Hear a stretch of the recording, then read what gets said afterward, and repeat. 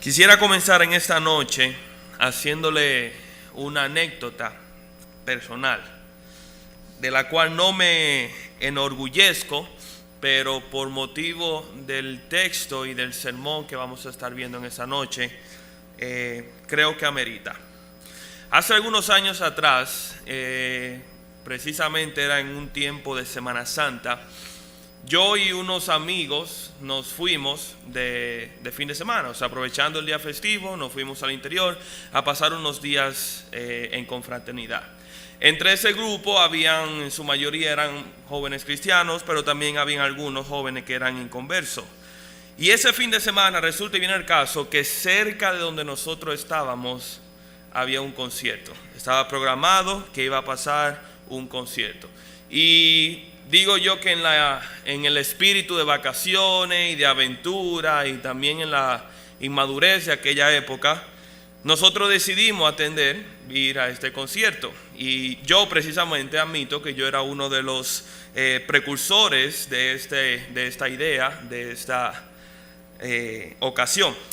El hecho es que nosotros fuimos a donde estaba ese concierto, era un concierto secular, y la intención era simplemente ir y ver lo que se movía, o sea, simplemente estar por ahí. Ahí se nos acercaron una persona al mercado negro vendiendo taquilla. Mira que tenemos taquilla. Ya el concierto había comenzado, o sea que el precio de la taquilla había descendido significativamente. Y dijimos, bueno, ¿por qué no?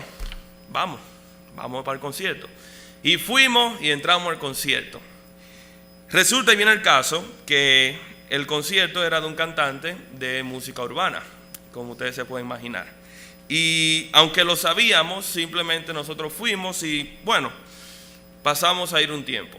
Pero el hecho de que fue una decisión que se tomó rápida, el hecho de que fue una decisión que no se pensó, no pensé, ya yo estoy hablando del punto de vista mío, no pensé las implicaciones que eso pudiera tener o la envergadura que eso pudiera causar, hasta que me encontré dentro del concierto. Y ahí en ese momento entonces comenzaron a venir las preguntas. ¿Y dónde fue que yo me metí? ¿Y qué fue lo que yo he hecho? Y en mi cabeza me comenzaron a subir preguntas. Obviamente en ese momento mi pregunta era: ¿y si alguno de los jóvenes de la iglesia o de los juniors me viera a mí en este ambiente, en esta circunstancia, qué pensaría de mí? En aquel momento yo era uno de los líderes del ministerio de junior. Y también comencé a pensar en aquellas personas que estaban con nosotros, que no eran creyentes, que sabían que yo era creyente, y decía: ¿y qué van a pensar ellos de mí, que me ven, que saben que son cristianos y me ven aquí compartiendo con ellos en ese ambiente? Así que, en fin, ¿cuál es el propósito de decirle todo esto? Es el hecho de que en la vida muchas veces nosotros nos encontramos con circunstancias que son parecidas a esa. ¿A qué me refiero? Al principio no veía esta circunstancia o esta decisión como gran cosa. A mi propio entender, yo no estaba pecando porque no hay ningún versículo en la Biblia que me diga: mira, no puedes ir a tal concierto o no puedes visitar tal y tal ambiente. Pero la pregunta que surgió a mi mente es si verdaderamente debí asistir a ese concierto. Y la respuesta es no, yo creo que no. Y así sucederán diferentes escenarios a través de nuestra vida donde nosotros tengamos que preguntarnos si debemos participar o hacer tal o tal cosa, si debemos tomar esas decisiones. Hay áreas en la Biblia donde, o mejor dicho, hay áreas de la vida en el cual la Biblia no tiene una opinión, por así decirlo, en blanco y negro. O sea, si puedo ir a tal concierto, si puedo ver tal película o si puedo visitar tal sitio. Y esto es lo que se denomina como áreas grises, áreas en las cuales no hay un versículo, un mandamiento per se claro, como en los 10 mandamientos que dice no matarás, no adulterarás, sino que es necesariamente nosotros tenemos que indagar más para buscar la voluntad del Señor. Eso no significa que la Biblia no tiene una opinión al respecto, porque dice la palabra de Dios que la Biblia es útil para todo uso, o sea, para todo lo necesario para que el hombre sea completamente capaz de honrar al Señor y vivir una vida en santidad. Sin embargo, hay veces que nosotros tenemos que discernir mediante otros principios bíblicos qué decisiones debemos tomar. Y esta noche yo quiero que nosotros veamos un pasaje que se encuentra en 1 Corintios capítulo 10 y producto de este pasaje, nosotros vamos a hacer 3 preguntas, o mejor dicho, vamos a formular 3 preguntas que debemos hacernos cuando nos encontramos enfrente de estos escenarios donde hay circunstancias, decisiones que tenemos que tomar, donde la respuesta no está del todo clara en las Escrituras. Pero ¿cómo podemos entonces tomar la decisión correcta? ¿Cómo podemos saber cuál es la decisión que Dios espera que nosotros tomemos? Así que vayan conmigo, por favor, a 1 Corintios, capítulo 10, versículo 23. Esta noche vamos a ver 3 preguntas que debemos hacernos cuando no sabemos qué hacer. Dice así, 1 Corintios, capítulo 10, versículo 23 en adelante. Todo me es lícito, pero no todo me conviene. Todo me es lícito, pero no todo edifica. Ninguno busque su propio bien, sino el del otro. De todo lo que se vende en la carnicería, comed, sin preguntar nada por motivo de conciencia. Porque del Señor es la tierra y su plenitud. Si algún incrédulo os invita y queréis ir, de todo lo que se os ponga delante, comed, sin preguntar nada por motivo de conciencia. Mas si alguno os dijere, esto fue sacrificado a los ídolos, no lo comáis, por causa de aquel que lo declaró y por motivo de conciencia, porque del Señor es la tierra y su plenitud. La conciencia, digo, no la tuya, sino la del otro, pues, ¿por qué se ha de juzgar mi libertad por la conciencia de otro? Y si yo con agradecimiento participo, ¿por qué he de ser censurado por aquello que doy gracias? Si pues coméis o bebéis o hacéis otra cosa, hacedlo todo para la gloria de Dios. No seáis tropiezo ni a judíos, ni a gentiles, ni a la iglesia de Dios, como también yo en todas las cosas agrado a todos, no procurando mi propio beneficio, sino el de muchos, para que sean salvos. Que el Señor bendiga su santa palabra. El título del mensaje de esta noche es Aclarando las áreas grises. Y primero voy a hacer un pequeño recuento del contexto en el cual nosotros nos encontramos, para que podamos entonces extraer de este pasaje los principios que el apóstol Pablo, mediante la inspiración del Espíritu Santo, nos enseña en nosotros. Lo que vemos aquí en ese pasaje es que Pablo le urge a sus lectores que no participen de cultos idólatras como lo hacían los gentiles. Ustedes recordarán que la iglesia de Corintios se encontraba obviamente en la ciudad de Corintios, una ciudad sumamente pagana, sumamente idólatra, por así decirlo mundana, o sea, que practicaba mucho lo que eran las costumbres del mundo.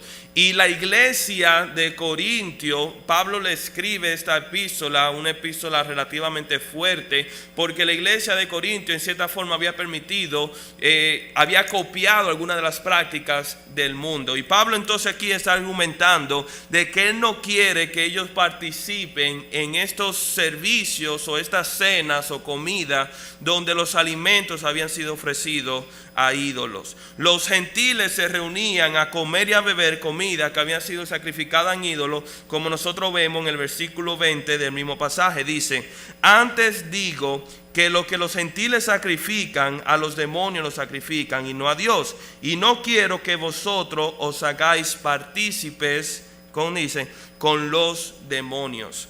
Pero el problema en sí no era la comida. El problema en sí no era la comida, como dicen los versículos 25 y 27 que acabamos de leer, sino el culto idólatra que involucraba compartir esta comida. Si ustedes tienen tiempo, pueden leer con más detalle lo que es el capítulo 8, donde Pablo argumenta el hecho de que la comida en sí es sacrificada en ídolo no es pecado, porque sabemos que no existe otro Dios aparte de Dios y que no existe ídolo. Pero por motivo de la celebración y por motivo de la reunión en la cual esa comida es tomada, por esa razón el Pablo le pide que no participe de esos cultos. La comida en sí no era mala porque ella provenía de Dios, como dice en el versículo 16, pero el propósito por el cual se reunían era lo que marcaba la diferencia. Entonces aquí Pablo argumenta y dice si deberíamos nosotros entonces, o si deben ellos participar de esta comida. Y es el mismo argumento que nosotros vemos hoy en día. Aquí vemos una área en el cual Pablo está diciendo, en cierta forma, no es pecado que ustedes coman esa comida, pero no deberían hacerlo por tal y tal razón que vamos a ver más adelante. Y hoy mismo podemos formular el mismo escenario con situaciones que encontremos a diario. ¿Acaso el ver televisión o ir a un concierto o comer o beber es algo malo? No, pero cómo lo hacemos y el ambiente y el motivo cambia mucho lo que es la esencia de esta actividad. La forma como nosotros lo utilicemos, ya sea su propósito, ya sea su motivo, ya sea su contenido, marca la diferencia entre en que algo sea bueno o que algo sea malo. Así que vamos a ver estas tres preguntas que debemos hacernos cuando nosotros encontramos algunos de estos escenarios que son de áreas grises. La primera pregunta que debemos hacernos se encuentra en el versículo 23. Todo me es lícito, pero no todo me conviene. Todo me es lícito, pero no todo edifica. Y esa es la pregunta que debemos hacernos en primera instancia. Edifica que yo haga esto o aquello. Existe una diferencia clara entre puedo hacer tal cosa y debería hacer tal cosa. Este versículo claramente nos enseña que el hecho de que podamos no siempre significa que debamos. Hay cosas que no son pecado en sí, pero si no somos cuidadosos, si no cuidamos nuestro corazón, podemos caer en tentación producto de esas cosas y terminar cometiendo el pecado. Pero ¿qué significa la palabra edificar? ¿Qué significa este término edificar? Bueno, ustedes saben que la palabra significa, o otro sinónimo puede ser construir, pero más que eso, en el idioma original tiene la idea de fortalecer, de afianzar, de hacer más fuerte una edificación.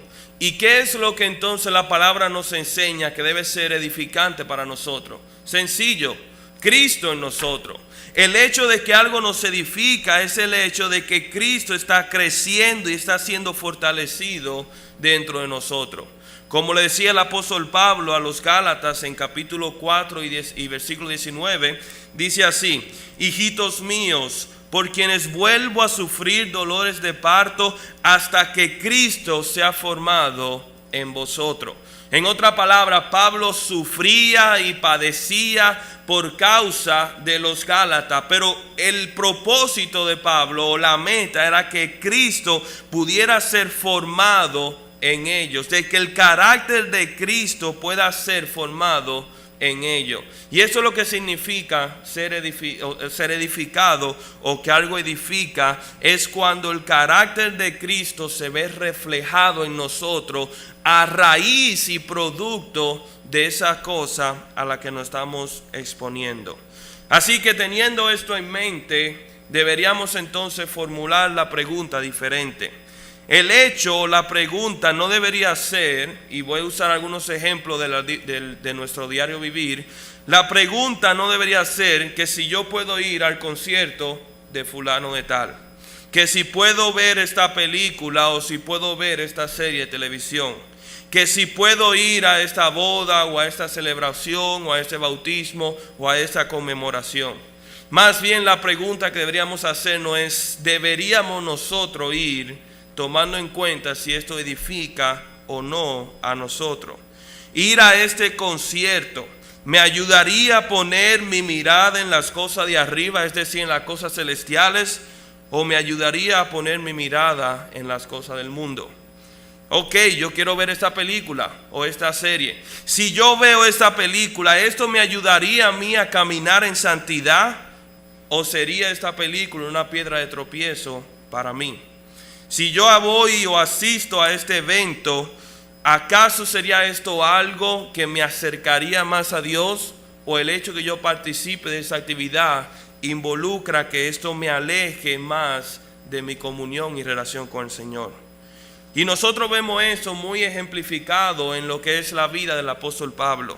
Pablo decía aquí en Filipenses capítulo 3 versículo 8, él decía lo siguiente: y ciertamente aún estimo todas las cosas como pérdida, por la excelencia del conocimiento de Cristo Jesús mi Señor, por el amor del cual lo he perdido todo y lo tengo por basura para ganar a Cristo. Pablo tenía un deseo, él tenía una meta que era latente, era evidente, y es poder agradar a Dios y poder ser transformado a la imagen de Cristo. Y todo lo que ayudara a que ese propósito se cumpliera, bienvenido sea. Pero si algo viniera a mi vida que sería de tropiezo para que Cristo sea formado en mí o para que yo le agrade a Cristo, Pablo lo desechaba. Como dice aquí, yo lo estimo todo pérdida, no vale nada con tal de yo poder ganar a Cristo, con tal de que Cristo pueda ser formado en mí. Entonces deberíamos hacernos la siguiente pregunta nuevamente: si esa amistad te mueve a valorar más las cosas del mundo que las cosas espirituales, ¿acaso estaríamos dispuestos a contarlo como pérdida por Cristo? Si ese pasatiempo evita que yo pueda congregarme en comunión con mis hermanos y venir a la iglesia a adorar a nuestro Dios, ¿acaso yo contaría ese pasatiempo como pérdida por Cristo? Si mi trabajo me obliga a hacer cosas que se oponen a las escrituras o a los preceptos que establecen la palabra de Dios, ¿contaría yo mi trabajo como pérdida con tal de poder agradar a Cristo? Y la pregunta que a todas esas preguntas debería ser sí. No hay nada que pueda valer la pena lo suficiente como para que Cristo no sea formado en nosotros o que se convierta en un estorbo para nuestro proceso de santificación. Así que la primera pregunta que debemos hacer es: edifica. La segunda pregunta que debemos hacernos es: compromete. Y eso los vemos en los versículos 28 y 29 del capítulo 10 de 1 Corintios. Fíjense cómo dice: mas si alguno os dijere, esto fue sacrificado a los ídolos, no lo comáis, por causa de aquel que lo declaró y por motivo de conciencia, porque del Señor es la tierra y su plenitud. La conciencia, digo, no la tuya, sino la del otro. Pues, ¿por qué he de juzgar mi libertad por la conciencia del otro? Básicamente lo que significa esta pregunta de si esto compromete o no, es si yo hago o digo o escucho o voy a este sitio, ¿acaso el hecho que yo haga esto, mi testimonio como cristiano sería puesto en tela de juicio?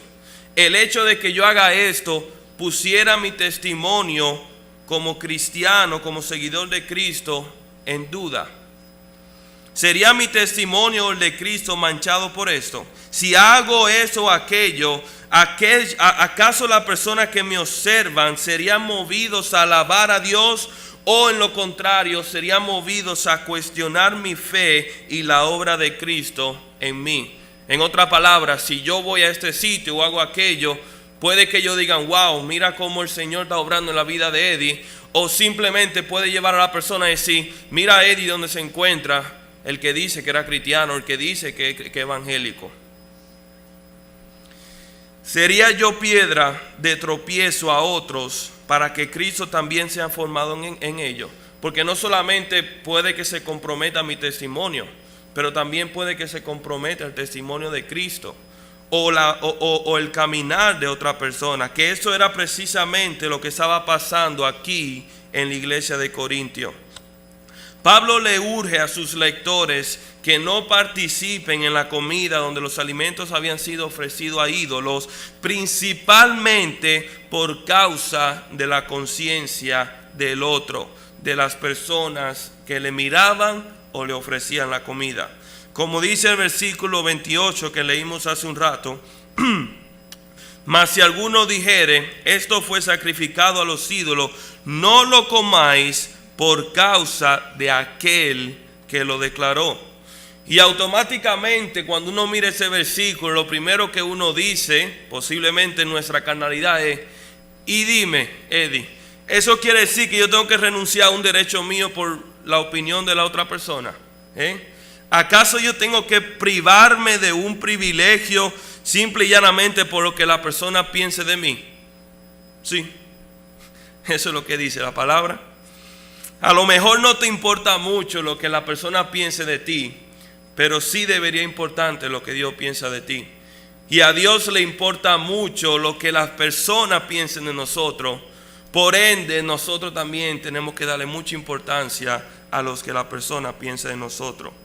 Nuestro testimonio está directamente conectado al testimonio de Dios.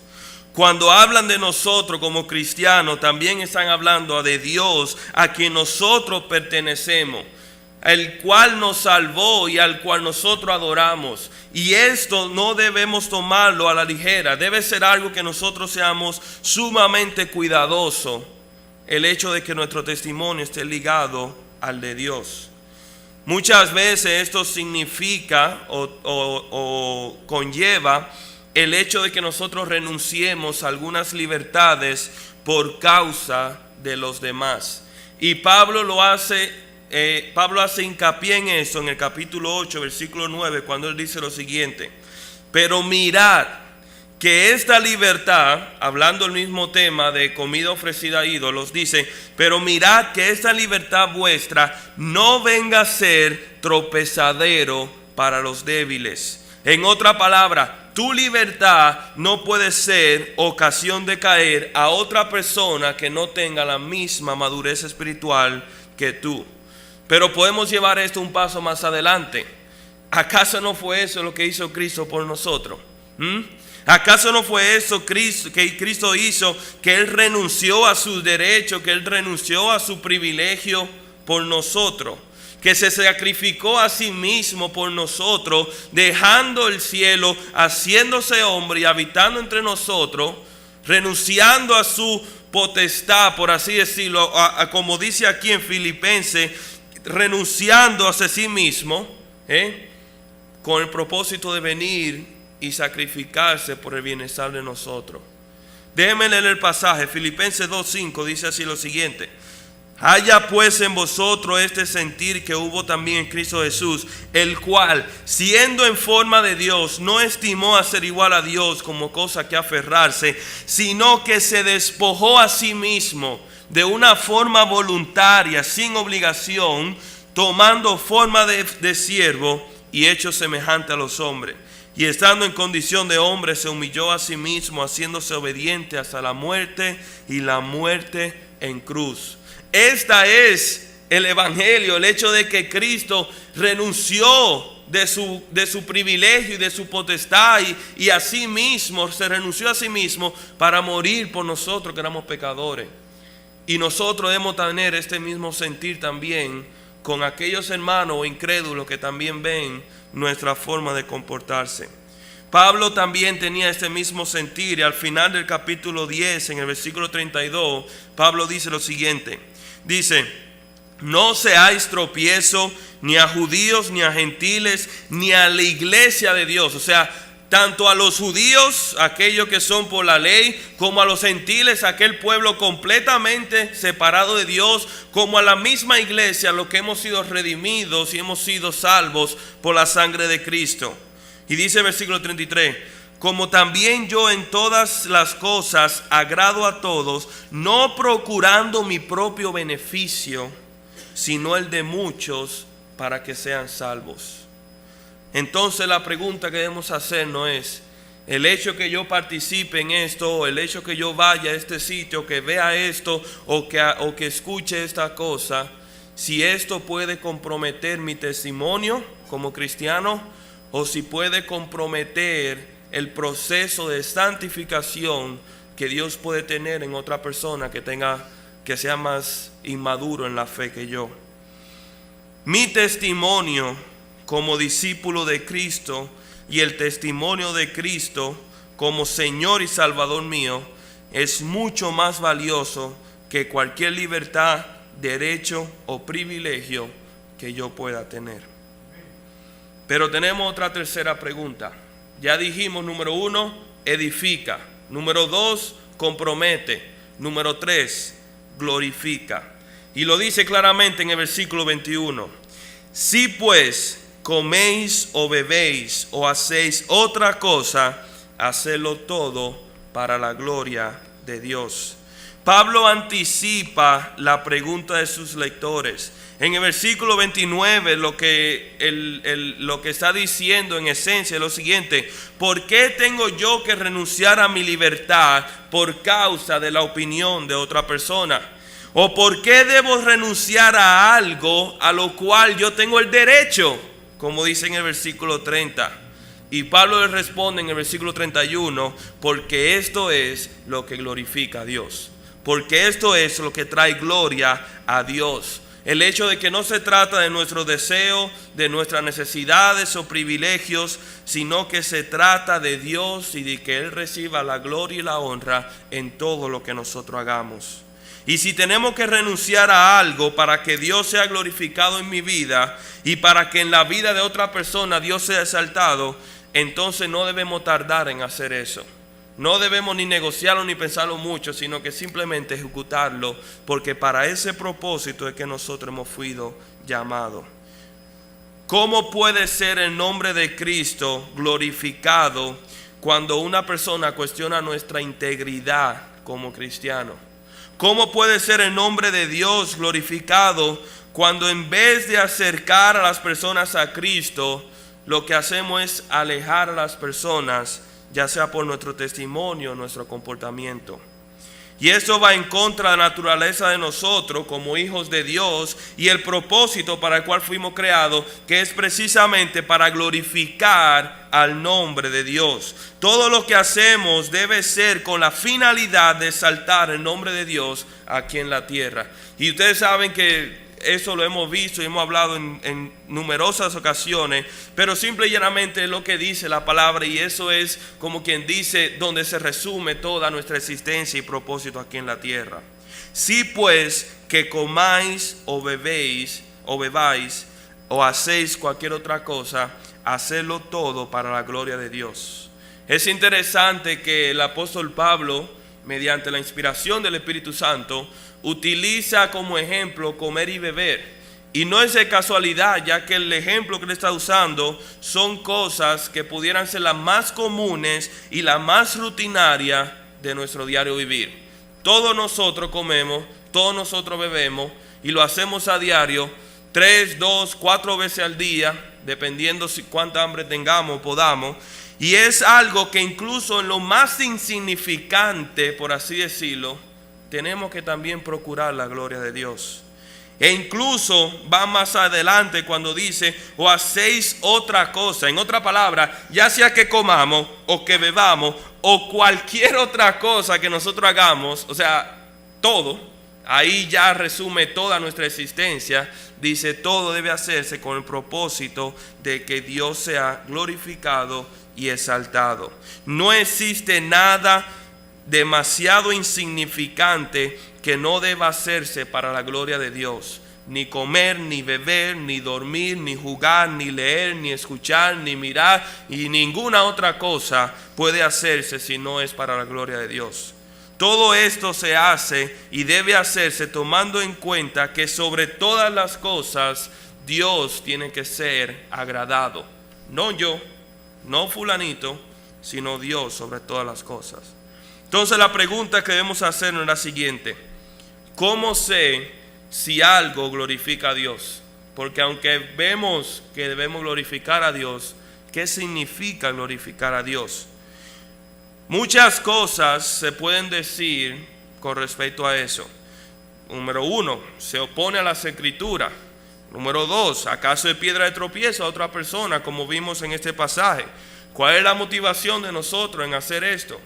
Pero yo pienso que la forma más sencilla, como pudiéramos resumir esto, la forma más simple como nosotros podemos determinar si algo glorifica o no a Dios, es de la siguiente forma: refleja el carácter y la personalidad de Dios.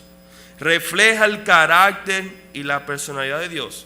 Si yo hago esto o pienso aquello, digo esto, ¿acaso es puro? ¿Es verdadero? ¿Es sincero? ¿Es honesto? ¿Acaso esta música que yo puedo escuchar promueve el amor verdadero? Es decir, el amor según Dios, según su existencia y esencia, o promueve un amor que es mundano. ¿Acaso esto exalta la bondad o exalta la maldad del hombre? ¿Promueve el odio o el rencor o promueve el amor y el perdón? ¿Acaso esto es un ambiente donde predomina los valores de Dios, donde predomina su carácter, o donde predominan los valores del mundo? Y si nosotros queremos saber si algo verdaderamente es conforme a la voluntad de Dios y si esto glorifica a Dios, tenemos que hacernos esa pregunta: si refleja el carácter de Dios y su esencia. Si refleja el carácter de Dios, entonces glorificará a Dios porque habla de Dios. Pero si refleja el carácter del mundo, entonces no debemos esperar que Dios sea glorificado por medio de esto. Así que, hermanos, nuevamente van a venir circunstancias, escenarios en la cual posiblemente no sepamos qué decisión tomar a simple vista. Pero extraído de este pasaje, aquí hay 3 preguntas fundamentales que debemos hacernos. ¿Acaso edifica? ¿Me edificará a mí o edificará a las personas que me rodean? ¿Compromete mi testimonio o el testimonio de Cristo o la obra redentora o santificadora que Dios puede estar teniendo en otra persona? Y sobre todo, ¿acaso glorifica a Dios? ¿Exalta el nombre de Dios, su carácter, su voluntad, su pensamiento? ¿O exalta el mío o el del mundo? Y si nosotros contestamos esta pregunta y nos sometemos a la dirección del Espíritu Santo, Él nos enseñará la decisión correcta. Y Él nos enseñará la decisión que debemos tomar. Amén. Amén. Vamos a orar, hermanos. Padre, te damos gracia infinita sobre todas las cosas, Señor, porque tu palabra es verdadera. Y tu palabra, Señor, es útil en todo momento y en todo lugar y en toda época. E incluso, Señor, circunstancias en las cuales nunca de estos escritores o apóstoles o profetas pudieron pensar que íbamos a enfrentar en nuestro tiempo, tú en tu sabiduría y en tu perfección, Señor, iluminaste sus mentes, inspiraste, Señor, sus escritos, de manera que pueda ser relevante para nosotros hoy en día.